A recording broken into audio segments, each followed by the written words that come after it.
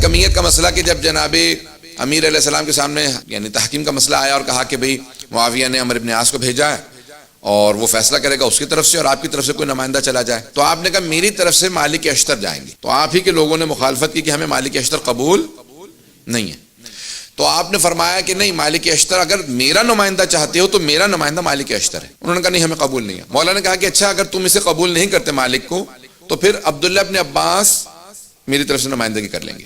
کیا نہیں، ہمیں عبداللہ ابن عباس بھی قبول نہیں، وہ آپ کے عزیز ہیں، چچا کے بیٹے۔ تو پھر آپ نے فرمایا جس کو مرضی بھیج دو، پھر مجھے کوئی بھی قبول نہیں ہے۔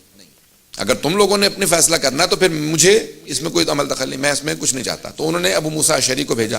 ابو موسیٰ اشعری جو خوش مقدس قسم کا ایک آدمی تھا، لمبی داڑھی، نمازیں، سب کچھ تھا، لیکن معرفت کے معاملے میں بالکل صفر تھا۔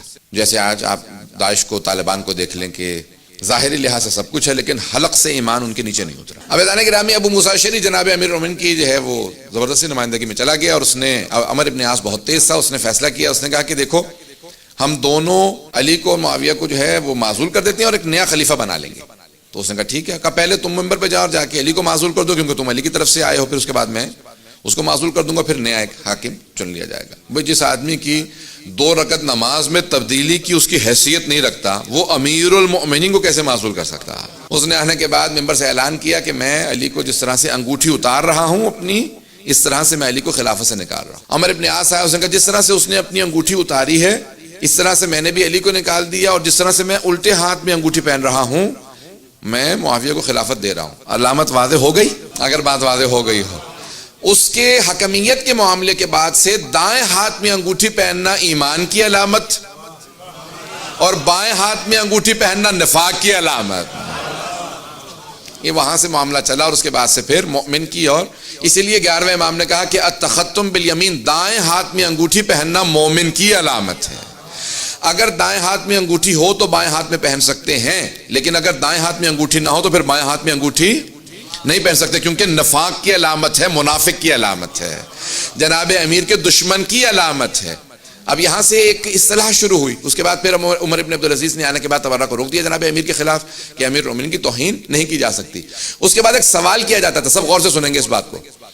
اس کے بعد ہر آدمی جو ابھی بھی جناب امیر کے خلاف بولتا تھا تو وہ فوراً دوسرے سے سوال کرتا تھا، حل التا علی السنہ، کیا گیا تم اس سنت پہ باقی ہو کہ جس کو معاویہ نے شروع کیا تھا جناب امیر کی توہین کرنے کا؟ تو وہ انگوٹھی اپنے دکھا کے کہتا تھا، الٹے ہاتھ کی انگوٹھی، انا اہل السنہ، میں ابھی تک اہل سنت ہوں۔ پتہ نہیں بات ہے یا نہیں ہے؟ اب سمجھ میں آیا کہ یہ لفظ اہل سنت کہاں سے شروع ہوا ہے۔ تو ابھی تک ہمارے بھائیوں کو بہت سوں کو معلوم نہیں ہے، لیکن ان کو پھر بعد میں توجیہ یہ کر دی گئی کہ نہیں، یہاں سنت سے مراد سنت رسالت مآب ہے، بلکہ وہ روش جو معاویہ نے شروع کی تھی وہ نہیں ہے، اگر بات واضح ہو گئی ہو۔ حتیٰ 11ویں امام علیہ السلام کا دور آیا تو بنی امیہ کی حکومت ختم ہوئے کافی وقت ہو چکا تھا، 5ویں چھٹے امام کے دور میں حکومت ختم ہو گئی تھی۔